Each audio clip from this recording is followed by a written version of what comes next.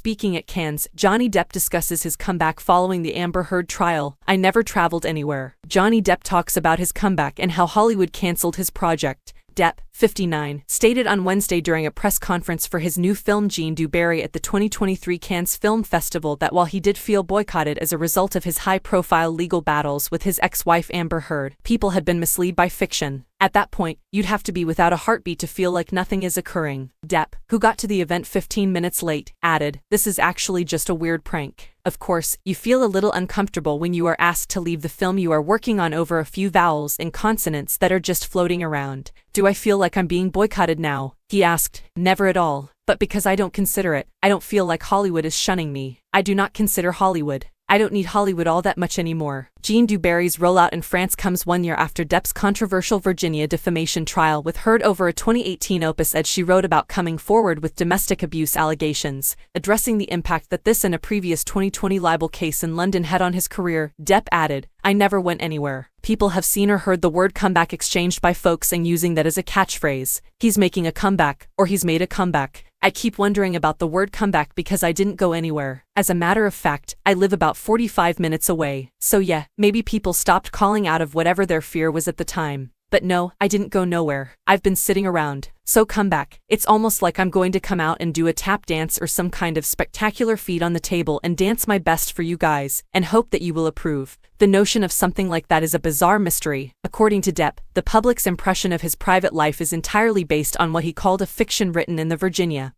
and London courts. Along with his co-star and director Mon, Depp commented, "With regard to me and my life, the majority of what you've read is fantastically, horribly written fiction. It's like a 'how are you doing?' question. However, the subtext really says, 'God, I hate you.' Understand what I mean?" So, that's the media-related issue. On Monday, Cannes Film Festival's chief Thierry Fremaux addressed having Depp's movie open the festival, telling reporters, "I don't know about the image of Johnny Depp in the US. To tell you the truth, in my life, I only have one rule. It's the freedom of thinking and the freedom of speech and acting within a legal framework. We wouldn't be here discussing it if Johnny Depp had been prohibited from acting in a movie or if the movie had been banned. We watched Mon's movie, which might have been in a competition." According to Fremaux, she would have been the 8th female director. Since everyone was aware that Johnny had produced a film in France, the debate arose as soon as the movie was announced at Cannes. "You should ask Mon why she chose him because I have no idea. As for the rest, I'm the last person to be able to discuss all this," he continued. "If anyone in the world didn't have the slightest interest in this highly publicized trial, it was me. I have no idea what it's about. I also care about Johnny Depp as an actor." Back in November 2020, Depp lost his UK libel suit, in which he sued British tabloid The Sun for calling him a wife-beater. Heard testified to back up the claims, and a London judge upheld the outlet's claims as being substantially true. In March 2021, his attempt to overturn that decision was overruled. Separately, a jury in Virginia sided mostly with Depp in a trial last year. He won all 3 counts of defamation he brought against Heard, and Heard won one of 3 claims in her countersuit.